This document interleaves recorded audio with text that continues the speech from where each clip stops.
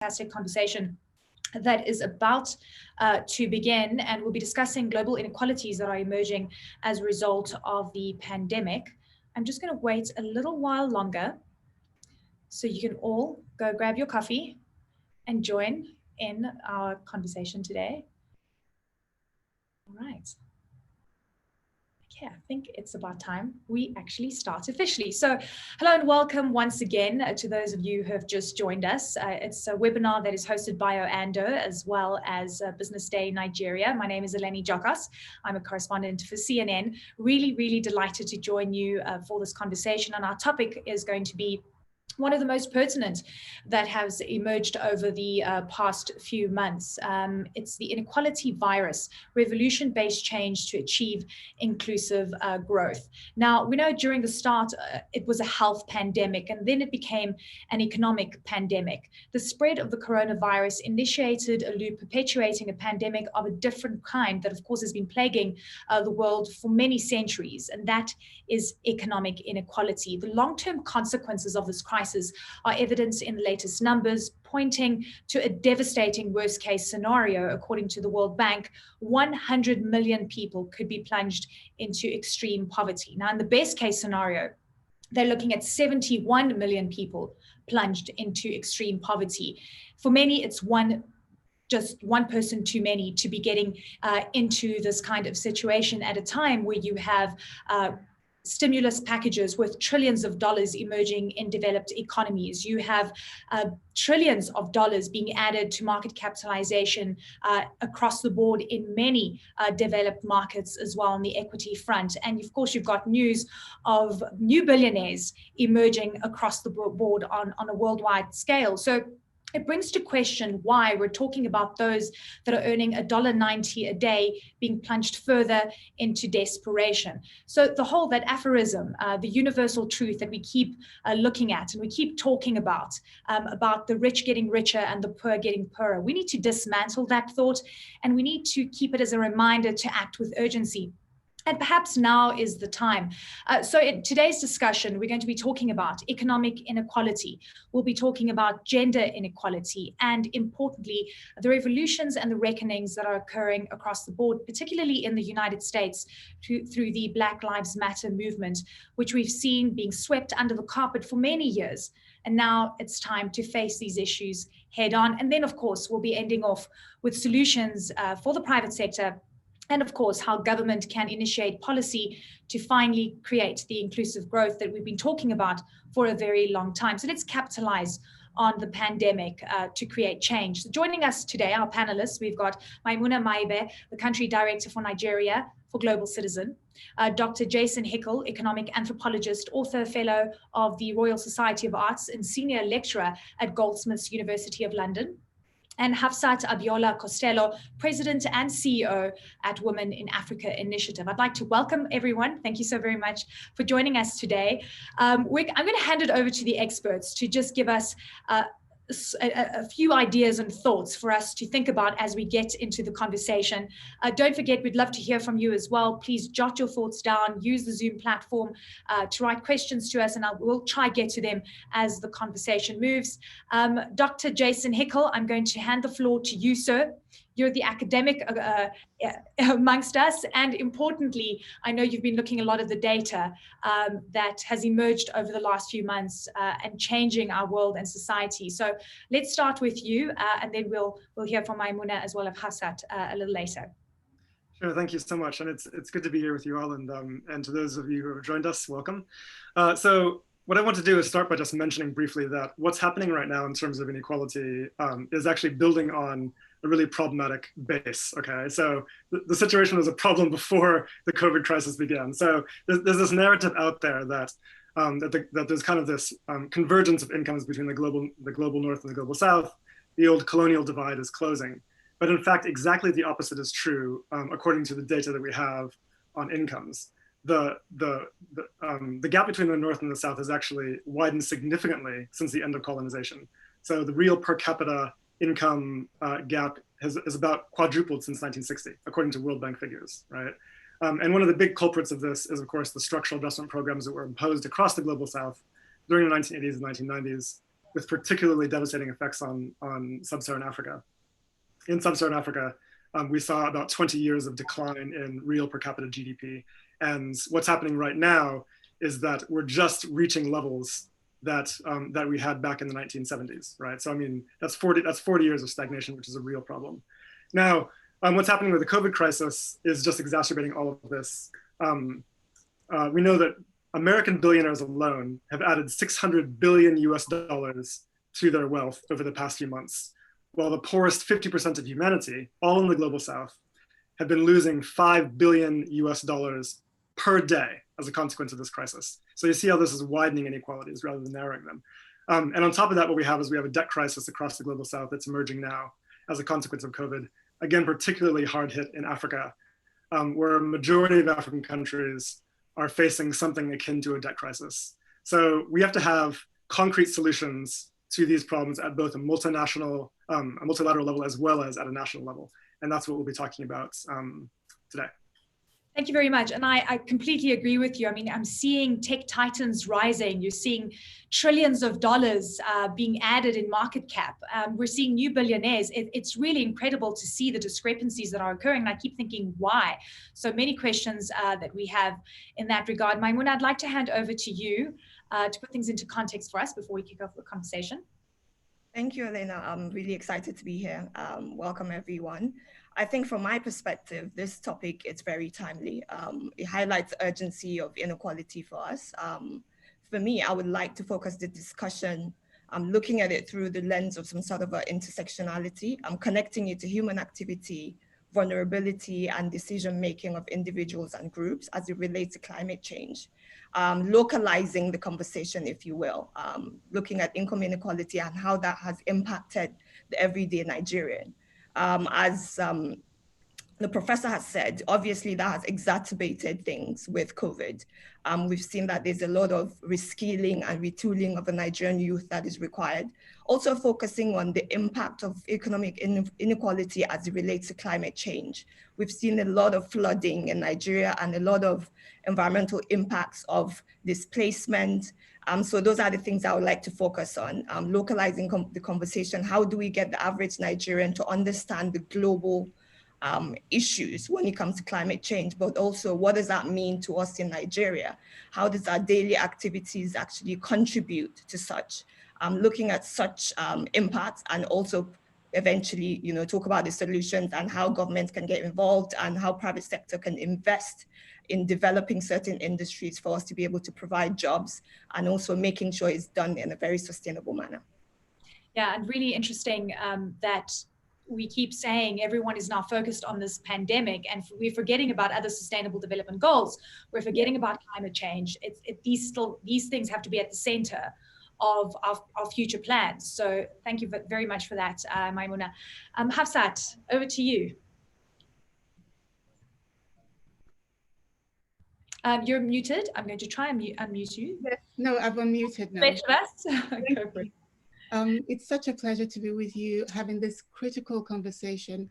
I'm president of Women in Africa, and I'd like us to focus today on the women in Africa because they, to me, are the solution.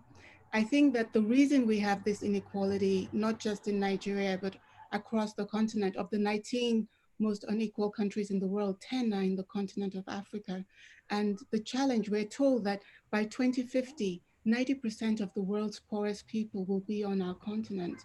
And that's a projection. We can change that dynamic. We can change that narrative. We can change that reality. But I do believe that we must first begin by changing our focus. Our focus is on the bright lights, on the big stars, on the big companies, how we draw them. But as we continue to focus on these bright lights, these big stars, our countries get poorer and more unequal, and it's not an accident. There's a dynamic in that focus that is not good for our countries. It's not good for the governments. It's not good for the society. If we shift the focus, and I'd like to discuss that, and I have very clear ideas shaped by my time when I was in the US at Harvard, but also in China at Tsinghua, and also just from 3 decades of studying this issue. Africa can get it right. Not just that Africa can get it right, Africa must get it right. It's 400 years of suffering, our generation can set the tone that ensures that the 22nd century will be ours. Beautifully put. Thank you very much. Ladies and gentlemen, I would love to encourage you to send us your questions and your thoughts. If you look at the bottom of your screen on the right-hand side, it says Q&A. It also says chat. I've just said hello to everyone there. Please send me your ideas, your thoughts, introduce yourself, and we'll try and get through your questions as the conversation develops. We've just heard from Barbara. I'll be getting to that question once we get the conversation going. So thank you very much for peppering me with really great ideas to all three of you. I'm going to start off with you, Jason, and I'm going to really get into this conversation about why during an unprecedented crisis we have seen new billionaires. We have seen stories of, for example, the Zoom CEO adding billions of dollars to his net wealth in just a few hours. Jeff Bezos worth now $200 billion. We're talking about unbelievable numbers. And then I compare it to what African finance ministers just needed to deal with the pandemic. And they were going between $100 billion to $200 billion. And I'm going, why are we still having this conversation about numbers that are so vastly different? Why is it still a reality? And you were right, it existed with us before. We were kind of like slowly going on in terms of looking at inclusive growth, but it's been completely derailed. Yeah, I mean, I think the key thing to understand here, right, is that capitalism is a system that intrinsically produces inequality. It produces inequality because capital has more bargaining power than labor, right?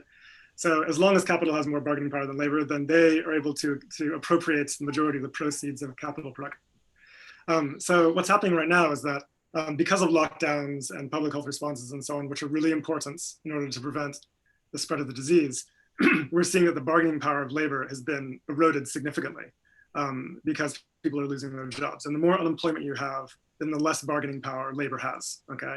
So they're able to command a smaller share of capital surplus. And where's that share going? It's going to the pockets of the holders of capital. People who own debts, okay, so creditors, people who own assets, right?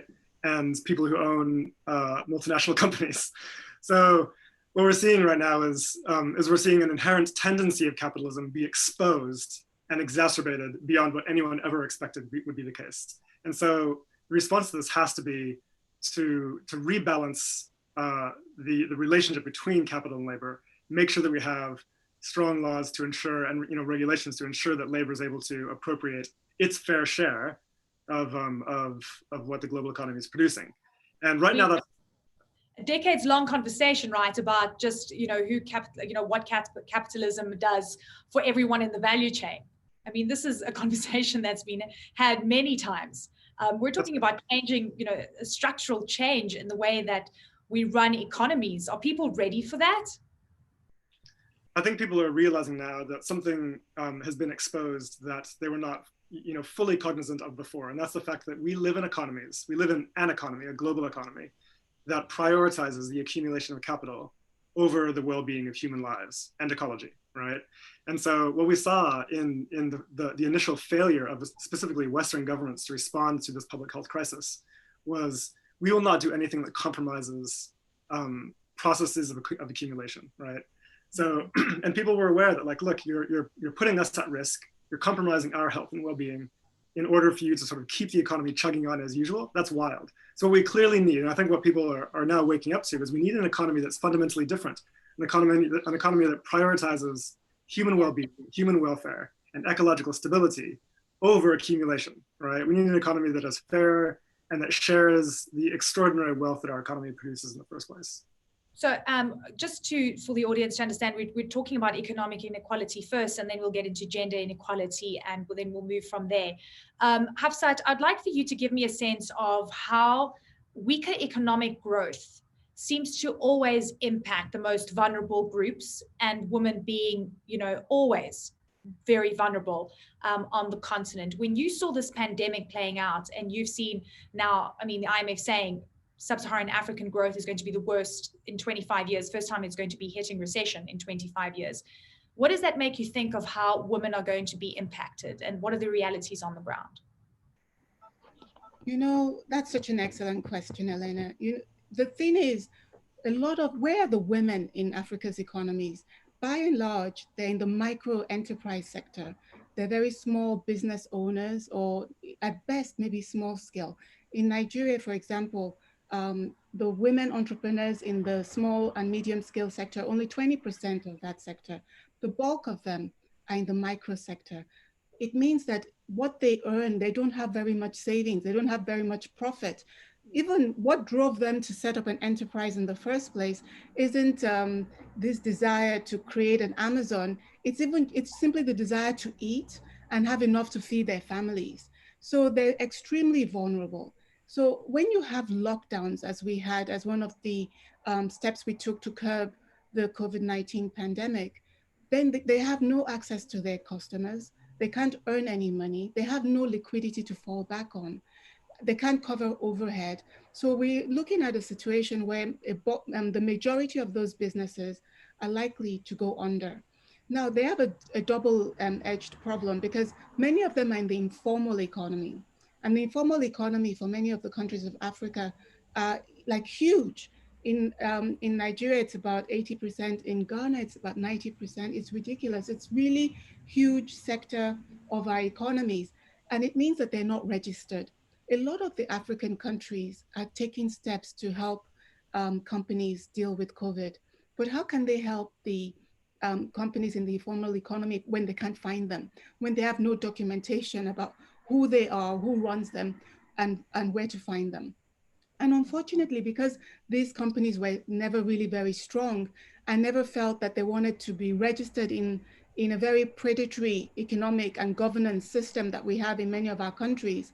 They've not taken the steps to make it possible for the government to find them before. So they're really in a double binding situation. But I think it's also an opportunity that if the government can appeal to the informal sector and make products for the informal sector, it could be the way in which we start to get them from informal to formal.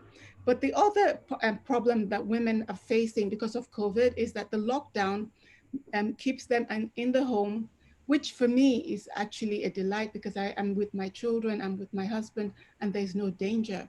But for a lot of women, it means that they're stuck in the home with the person that's violating them, abusing them. We've seen a rapid increase in domestic violence in all the countries. It's what the United Nations is now describing as the shadow pandemic. And countries like African countries don't have enough institutions, shelters, protections of laws in place, even the governance systems with the police and the courts to protect women. So women are they're being pressured at the home, but they're also being pressured also in the economy. Thank you very much for that, Hafsat. And we'll be getting into more in-depth gender inequality issues. I'm glad you mentioned gender-based violence. We'll be delving into that shortly. Maimuna, I'd like to look at the topics of sustainable development goals and Agenda 2030 that had been so very much part of the strategy by the UN and the IMF. And in fact, many African countries have taken it very seriously. We've seen the derailing of these plans in a sense, and many say that we won't be able to achieve a lot of the goals that are set out. One of the biggest issues is, of course, the debt burden that countries have already started to accumulate means that there'll be less money to spend on the things that really matter down the line. Are you worried about this? And I know climate change is big on your agenda as well, but give me a sense of what you're thinking right now and whether Agenda 2030 is just pushed out further. Already it was, an ambitious target. Now many are saying it's kind of a utopia that we might not even reach. Yeah, I think from my perspective, I think COVID has slightly kind of slowed down the progress of that.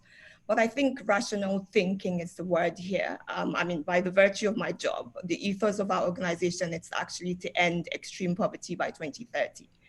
So I'm very optimistic about the significant changes that developing countries would achieve by 2030. And I also believe that a lot of people are now aware of what the Sustainable Development Goals are, and we'll be able to accomplish the 17 goals. And we may share, obviously, the spirit of achieving it. And the agenda is, it's for us to now focus on the fact that we only have a decade to be able to achieve the goals. So this is actually the decade of action. We've spent 5 years ideating and trying to figure out how economic scale can kind of be applied around or across the 17 goals. And countries have mapped out strategies on how each sustainable development goals and its targets could be met. But we need to use this rational thinking to be able to plan on what we're going to do to realize the 17 goals. Not everyone obviously gets a prospect of being an environmentalist or being in development to understand the nuances and how long it would take or what resources it would take for us to be able to implement that. But nevertheless, we can help in our own little ways, in our own little corners. That's why localizing the language and making sure that, for example, in a country like Nigeria, every average Nigerian understands what those goals are and how that affects their daily life. So even localizing the implementation in terms of communicating it to rural communities as it affects their daily activities, linking it to climate change, for example. There's a lot that's happening that a lot of people are not aware of. Seasons have changed. We don't have rainy season or the Harmattan anymore. That's affecting agriculture. If you're looking at the Northeast, that's now results in some serious displacements. We currently have about 2 million Nigerians that are displaced in the Northeast.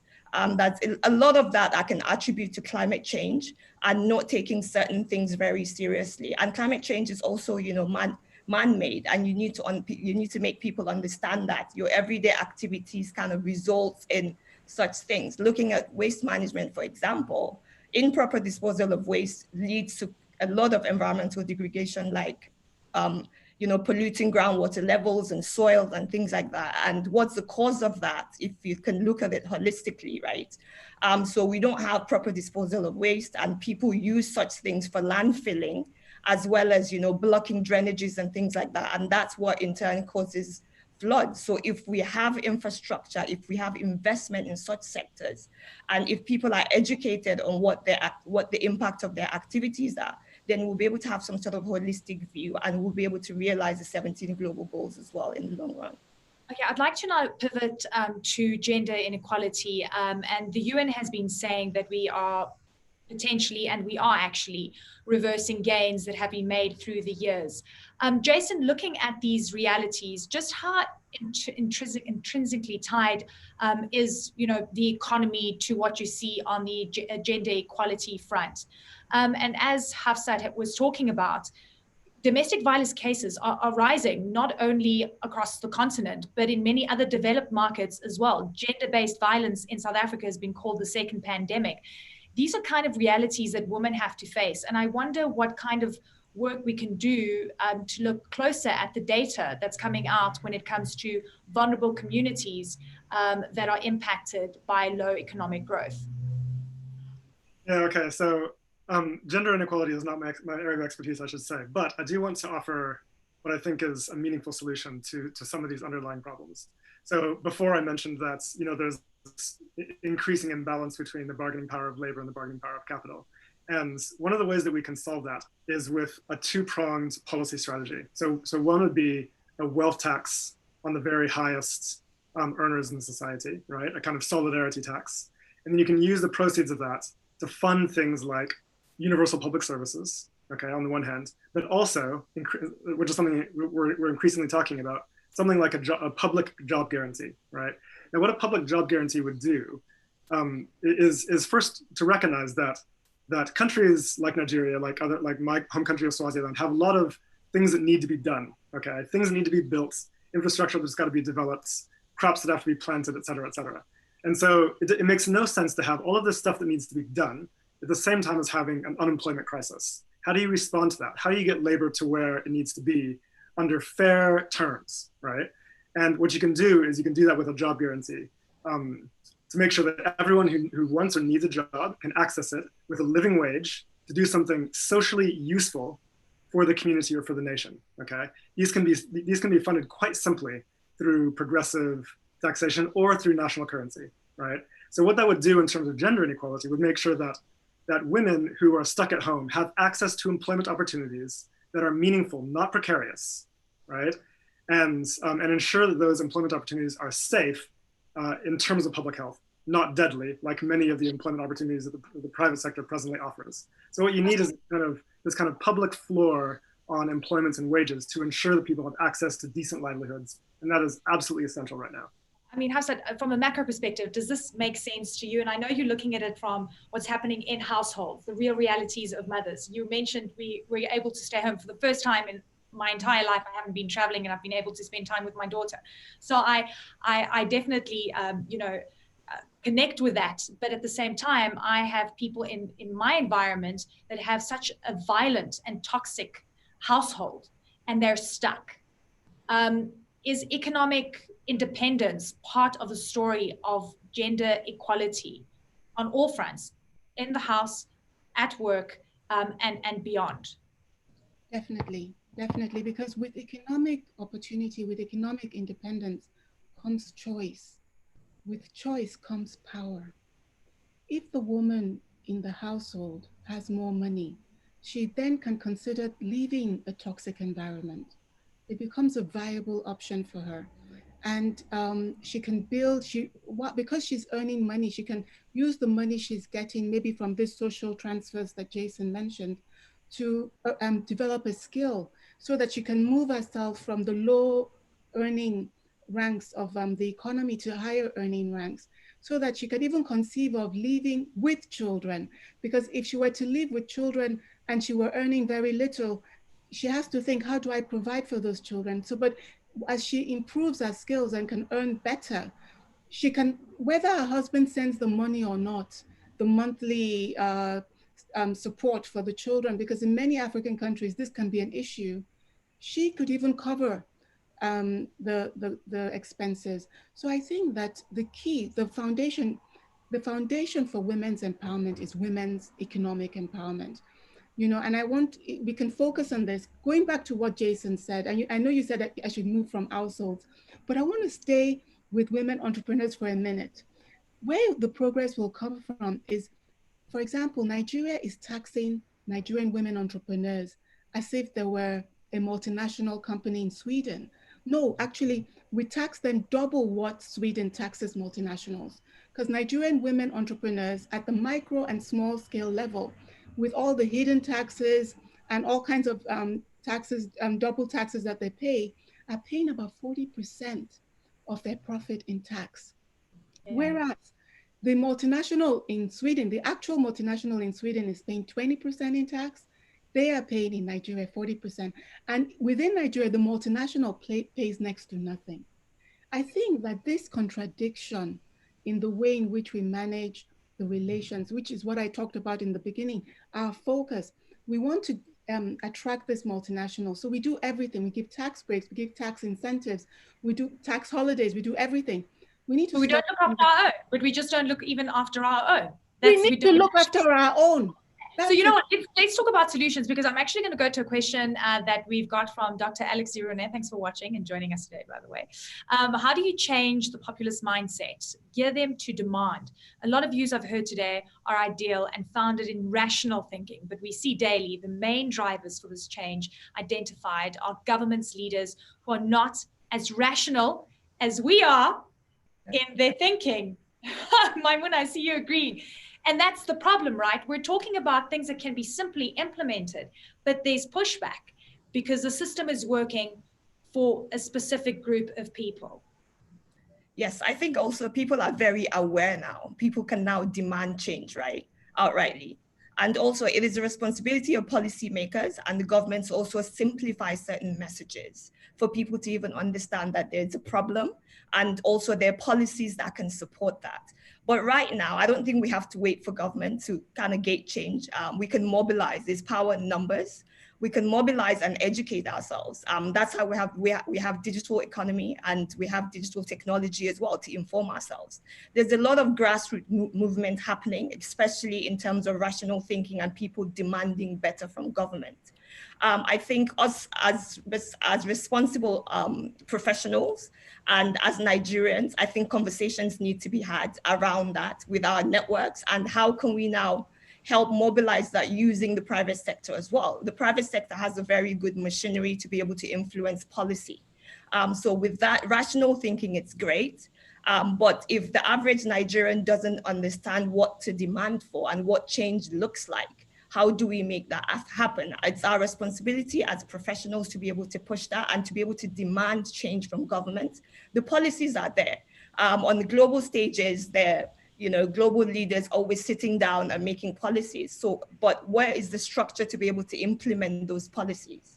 Absolutely, and that's on the economic front. I just want to go to the gender-based violence story again, because it's close to my heart, number one, because this country, I don't even want to give you examples of the horrific, unconscionable stories that we've seen over the past while, but also in Nigeria, 36 states have declared a state of emergency because of high-profile cases of violence against women. And that's been sparking nationwide protests as well. And the reality is we can talk about economic independence, but and I'm going to put this bluntly, we have to try and stay alive even in the pursuit of prosperity. Hafsat. No, you've spoken very well. I have to say that the key to addressing the gender-based violence is the mindset change. I think somebody in the chat mentioned it. In the African countries, a lot of our people are thinking, oh, me as male, I have superiority, I have dominance over these females. And they want to maintain their dominance. And that's what they were told by their culture. Culture can change, and we have to engage in an effort to get men to change their understanding. I think a lot of the mistakes we make is that we do a lot of empowerment programs for women. But the problem of gender-based violence isn't really coming from women. It's men. Men. So we need to focus on actually empowering men with new tools, new knowledge, new information, new understanding, so that they can make that change.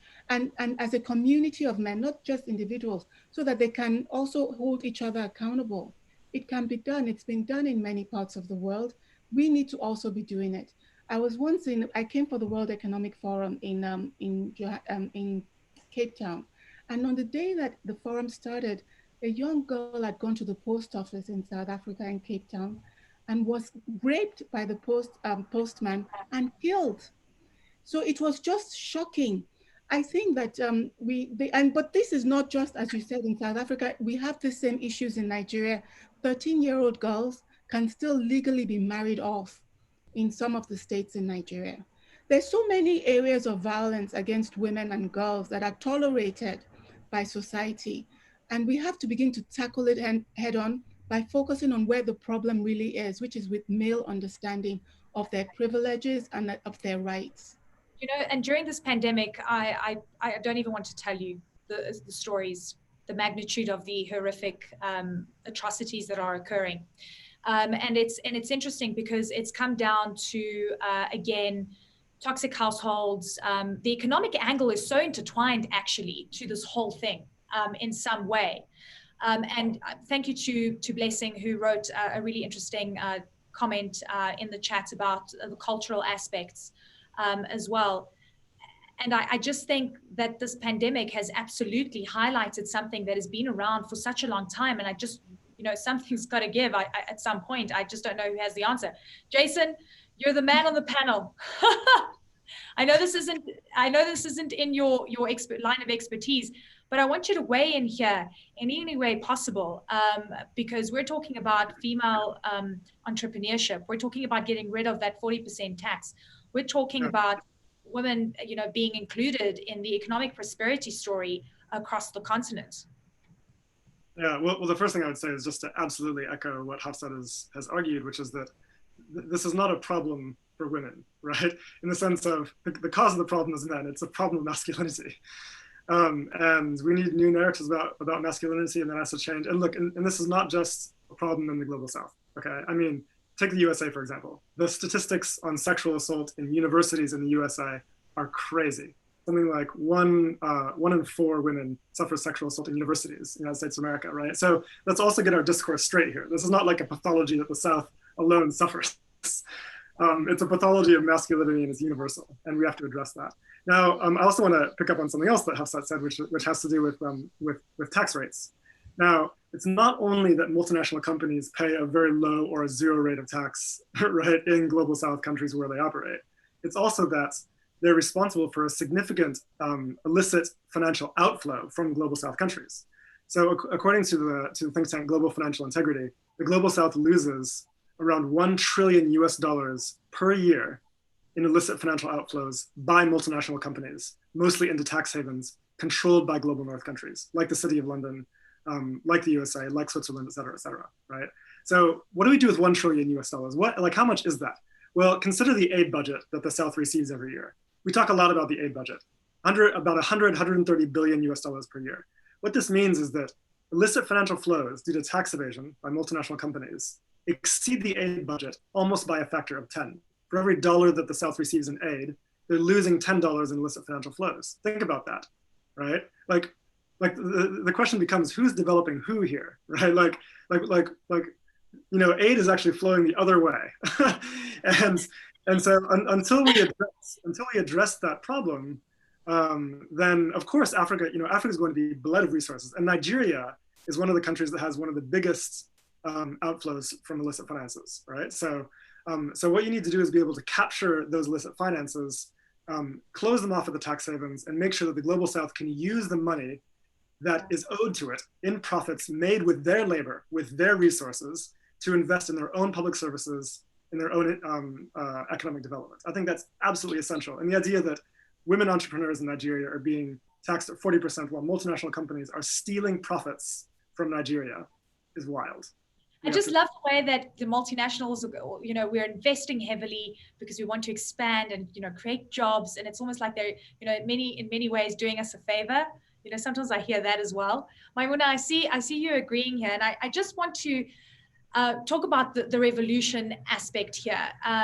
In a conversation I had pre-pandemic, as the pandemic was playing out, a former CIA director said that one thing that we should be bracing ourselves for is unrest, social change, where people are just not going to be happy with the status quo because there's going to be a lot of introspection. It's exactly what's playing out here when it comes to gender inequality, and when it comes to even what we're seeing in the United States with Black Lives Matter.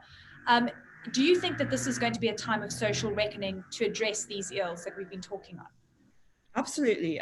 It is already time. It's already happening. We can see it happening, right? So the question here is social movement and social change. It's required to be able to get the effects and the changes that we want.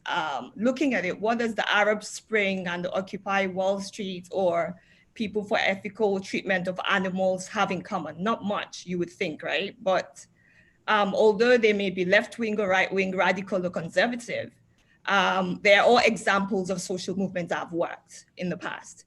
Social movements, from what I see, essentially they're purposeful, organized groups striving towards a common goal, essentially. We've seen what the Black Lives Matter has achieved. Policymakers are paying attention. Everyday Americans are coming out to protest against what's happening to Black people in America. So these groups might be attempting to create some sort of a social change, to resist change, or to even provide some sort of a political voice, right, to disenfranchise people. But social movements create social change. We've seen it happen time and time again. Recently with the Black Lives Movement, and even with Bring Back Our Girls in Nigeria. And also considering, what has happened if we can draw from global perspective. For example, like the effects of the BP oil spill in the Gulf of Mexico in 2010. The disaster simply exemplifies how a change in environment coupled with technology to fix the change combined, and social sentiments, and also some sort of a social movement and institutions have led to changes in all offshore oil drilling policies and things like that. So looking at it from, grassroots marketing campaigns have also promoted consumption of local seafood. Municipal organizations have also, coordinated to make sure that certain cleanups have happened. So once people mobilize, coming together in numbers to stand against something, we would also see governments respond, and we will also see private sector organizations actually plugging into that as well. So it's happening, and we need more of that to be able to kind of effect the change that we desire. We can sound this momentum. Okay, we've got questions and comments coming through. I'm going to try and throw to some of these, and then we'll start thinking about putting concrete solutions on the table that we could all, as executives or whichever industry we might be in, try and create change in our little world.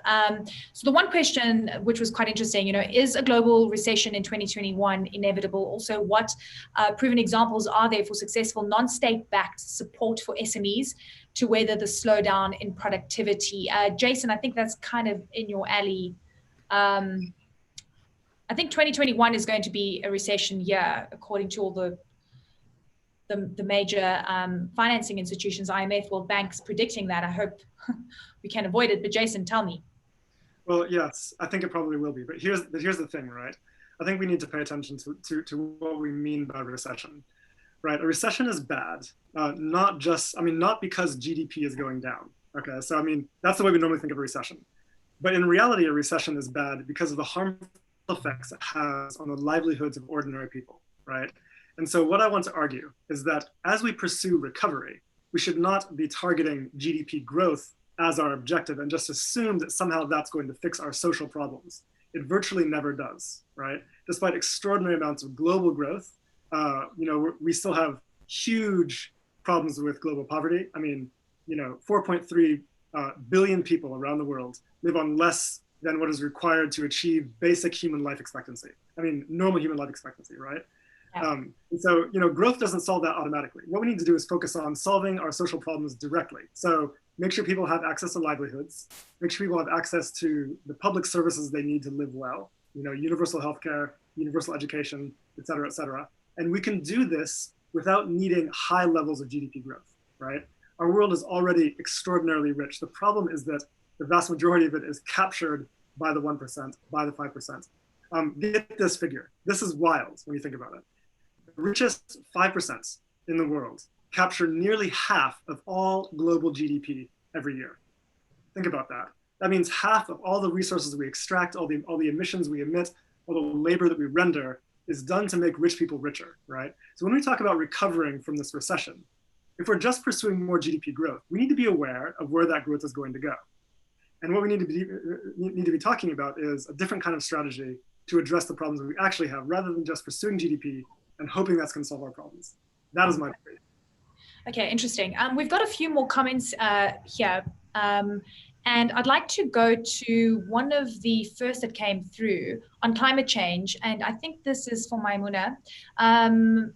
Specific measures at national community level for mitigating climate change in Nigeria, where I live, and in my home, my country, Uganda. Many communities have been ravaged by floods and landslides, and our governments are not prepared for disaster management. So in terms of having grassroots understanding of climate change, I think we need to make sure the communication it's done on that level, related to everyday life. If you're talking to farmers, you need to explain where they all of a sudden, and especially in the northern part of Nigeria, there's some sort of a desertification, and why soils are, not moist enough to be able to kind of get the impact of agriculture that we require. So communication is very important. Also, localizing the communication is very important. Even though we have a global perspective and Nigeria has ratified the Paris Agreement, and we know that we have the backing of policy to be able to do that, but that doesn't trickle down to the average Nigerian. And the average Nigerian that lives, for example, in Borno State does not understand why in the past 45 years, the lake Chad has shrunk by 90%, right? This is as a direct effect of climate change, as well as unsustainable water management policies and also overgrazing. So if you're thinking about that, you need to localize the conversation to what those guys can understand so that they'll be able to relate to it. And also policymakers have a very important role to play. What are we doing to the impact that this is causing to those communities? How are we communicating that? And how are we even working and mobilizing to be able to rectify such things? Hafsat, thank you very much for that, Maimuna. Hafsat, a question for you. Will it be harder for women to run businesses due to the Nigerian government and banks cap on $100 limit of dollar expenses? You probably know the details of this. A lot of small businesses are going to find it hard to grow due to this policy. Does that, you know about it? No, I think maybe Yakubu is talking about the effort by the banks to minimize the demand for dollars. I see. Yeah, because Nigeria is You know, with the oil price crashing, we don't have that many dollars in the economy, and the government is facing either reducing our demand artificially for dollars or devaluing the currency, which, you know, if there's more demand for the dollar, you have to devalue the currency, which And isn't it interesting? It's the corporate guys that are able to work with the central bank, probably being able to bring money in and out easily. And then, you know, the people on the ground are the ones that are dealing with the issues. Once again, you know, the disparities that are occurring are enormous. And here's a question from Bimbola. Maybe you could touch on this, Hafsat. In a country where you have policymakers who make policies just for their interest while they are in power, how can you balance the disparity? The private sector can only do so much. Thoughts, Hafsat, between private sector initiatives and efforts versus policy, government policy? So, Eleni, I think that's also a very good question. I think that what we need to do, you know, I was involved and my family were involved in the struggle to have democracy in Nigeria. And it started in 1999 till today. And if you look at the poverty rates in Nigeria between 1999 and today, you'd be embarrassed. I mean, in 2000, Nigeria had 62 million people in poverty. Now we have 112 million people. That's about 62% of the country's population are in poverty. So clearly something has to change in the way, exactly what the person said. You know, the part of the problem, right now I'm working with on this national government team to look at how we put a vision for medium-term development for Nigeria, what we put in place for the medium-term development plan that would last till 2050. The challenge is not the plans. The challenge is not the policies. Look at how many policy documents I've had to be reading for the last 3 weeks. A lot, thousands of pages. We have quite good policies. Yes, you can always improve them. But what is interesting is that even where you have good policies, the implementation is nonsense. The implementation is highly problematic.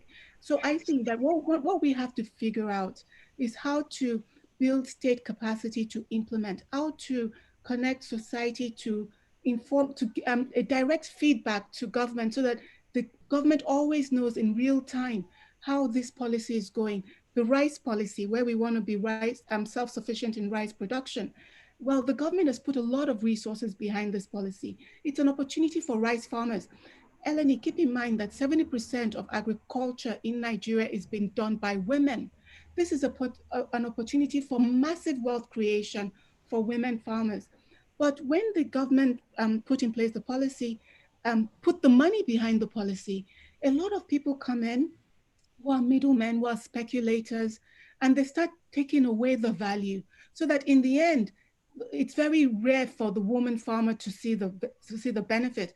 We have to address those issues. Those are capacity issues that need to be tackled. And I think technology, Eleni, is the key. With technology, you can close all the gaps. With technology, if we have digital identity, which the government is working on now, if we want money to get to a rice farmer in some village in Bornu or in some village in Katsina or in Jigawa, yeah, you know, by the time the government sends the money and the woman has a telephone, she can let the government know if she's received the money or not. Nobody can hijack this opportunity.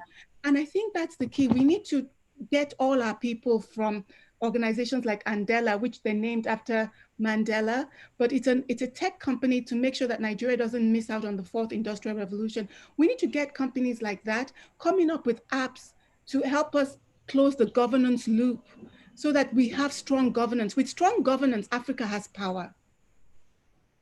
Beautifully said. Jason, we're going to start wrapping up now. We only have about 8 minutes left. Jason, the whole notion of debt crisis looming in Africa is becoming a reality. Even in South Africa, we're talking about a sovereign debt crisis that is probably going to be inevitable. We've already gotten some money from the IMF, but when you get funding from the IMF, it comes with structural reforms, it comes with austerity measures. African countries right now are in no position to even think about austerity. If you compare with what the developed world has done in terms of just activating every monetary policy tool, fiscal tool possible to stimulate their way out of the crisis, it is just the inequalities that exist at that macro level are enormous. Do you think that the IMF and the World Bank and all these other financing institutions shouldn't be using a blanket approach to the Africa issue? And how do you think that's going to play out in the next 2 years? I just don't see Nigerians or South Africans or any other country, average people going, you know what, we're pro-austerity measures. No. Yes, no, this is such an important question right now. I mean, there's a real crisis coming down the pipeline, and here's what's going to happen, right? So already, like, debt crises are used by creditors to structurally adjust the economies of the global south by, imposing austerity, privatizing public assets, removing trade tariffs, whatever, protections on workers, the environment, et cetera, whatever it might be. The idea is to sort of make it easier for multinational companies to operate in global south countries and extract labor and resources. So when this was imposed on the global south in the 1980s and 1990s, it was devastating. And one of the reasons that countries in Latin America right now are suffering so much from the COVID crisis is because their public health systems were dismantled and privatized by structural adjustment, right? So the debt crisis that's happening right now, and particularly in Africa, is going to result in something similar happening unless we are vigilant, right? Creditors could use this as an opportunity to further structurally adjust Africa, which we know has already been devastating and is the last thing we need. Or we can take matters into our own hands and refuse to pay these debts back, right? On the grounds of, we're in the middle of a global pandemic. Presently, we're spending more money on financing external debts to some of the richest banks in the world. But refusing to pay back money means default, right? means collective Just default. checking on the language here. But here's the thing. It's possible to use this as an effective tool to force creditors back to the table and negotiate those debts on your own terms, right? Either you do that or you take their terms, which are destructive. And so what I'm trying to argue here is that the more countries that are willing to take this step, the stronger their bargaining position is going to be vis-a-vis international capital. Now, Thomas Sankara, the revolutionary leader of Burkina Faso in the 1980s, pointed this out to African leaders in the African Union. He said, look, if we pay our debts, we will die. If we don't pay our debts, here's the miracle. Nobody dies. Nobody dies. And I think that's the position we have to take in this crisis. But many will say, what did you spend the money on? And unfortunately, corruption, and even in the South African case, is so prevalent that that's the other issue, that money that was borrowed didn't go to where it was supposed to be. So corruption is another big issue that is creating inequalities across the board. We've only got a few minutes left. I want to get a sense from all of you, solutions to create inclusive growth. Do you think we'll be able to overcome the inequalities that have emerged through this pandemic? Hafsat. Thank you, Eleni, for a great conversation. I can't believe the time is gone, but I think that if I have one message for everyone, one message for our government, one message for companies like Oando, all these big companies in Nigeria, it is this. If we want to not die, if we don't want the economy in Nigeria to die, as Jason said, the key is to focus on women entrepreneurs. Why? Why not male entrepreneurs? Because all the data has shown us that when women are empowered with money, 80% of their spending is on families and communities. 80%. For the male entrepreneur, it's 20.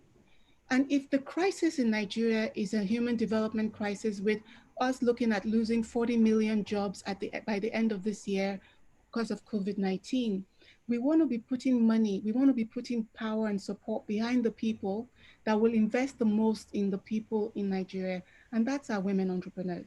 So if women entrepreneurs have been starved of dollars, back to what I started with about focusing on what is important. The multinationals are great. They're great, nice to have, but the fundamental of our economy is our local entrepreneurs. And within that, it's our women entrepreneurs. Let the women entrepreneurs not starve of dollars. First, let's take care of the women entrepreneurs, and the work of taking care of them reduces corruption, because to take care of them, you have to have streamlined governance. You can't have corruption. You have to have transparent systems. It would help everybody else. As the economy grows and aggregate demand grows, all the multinationals will be beating down our door to enter that market. So let's focus where focus needs to be for now, which is on our people, and within our people, our women. So female entrepreneurs, absolutely. And I'm thinking women at the boardroom level, the decision makers, right? There's a stat out there that female-run economies and countries had half of the death rates versus what male-run economies have had. And by the way, I am really, really, really pushing for Ngozi Okonjo-Iweala to become the new Director General of the WTO. And I wonder, Maimuna, is it going to take that kind of change where we have Africans, where we have women, to run these historically male-run, white-run organizations that will put us at the center of their strategies and will bring something fresh and new and maybe even stop a global trade war? What do you think? I know Ngozi's definitely, Dr. Ngozi's capable of stopping a trade war, global one. I think it's very necessary. I mean, women are leading the world now. You can see what Jacinda is doing in New Zealand, for example, exactly. what she did with COVID. So Okonjo-Iweala, WTO, I'm so in support of that. I think she's going to do amazing. And we need to kind of social change, social movement. That's the word here. We need to mobilize women supporting women. We need to make sure Okonjo-Iweala gets there to represent all of us, to open literally so that we can all have a seat at the table. That is what is required. I think women bring different and fresh perspective into leadership and into development, and she's proven that over and over again. So, I mean, who's more deserving than her to be there? So I'm in full support of that. Jason, because you look at the things from a macro level, changing the way that these traditionally run institutions have been viewed and have been managed, is that part of the solution to closing the inequality issue we're facing? I think it's absolutely essential in terms of thinking about global inequality. It's essential because if you think about it, the main structural driver of global inequality is the fact that rich countries have more bargaining power than poor countries do, right? And what this does is it perpetuates the production of inequality. And so one of the reasons they have that bargaining power is because they control institutions like the World Bank, IMF, and WTO, okay? In the WTO, for example, bargaining power is determined by market size. What does that mean? It means that the countries that became rich during the colonial period get to determine trade rules in their interests, okay? The World Bank and the IMF voting power is monopolized by a US veto and the G8, which has 50% of the vote. The Global South, which has the majority of the population, has a minority share of the vote. So this is effectively a form of apartheid that operates in our global economic governance systems right at the very top. And no one ever talks about this. If this was the case in any nation state, we would be outraged about racial inequality, but it operates in the halls of power that we all just take for granted. There has to be a demand for that to change. Amazing. Absolutely needs to be changed. Hafsat, your thoughts, final thoughts, and then we're wrapping up. Final thoughts. Last word. Yeah, final word. O&O, you've done such a great job already to convene this platform, but I think you could do more. Big companies like such as yours represent $1 trillion in global supply chain. How many women are in your global supply chain? How many women entrepreneurs? Before we get into government and what government can do, you also can do such a huge difference. If you can make 50% of your supply chain something that is allocated for women entrepreneurs, it will be a game changer.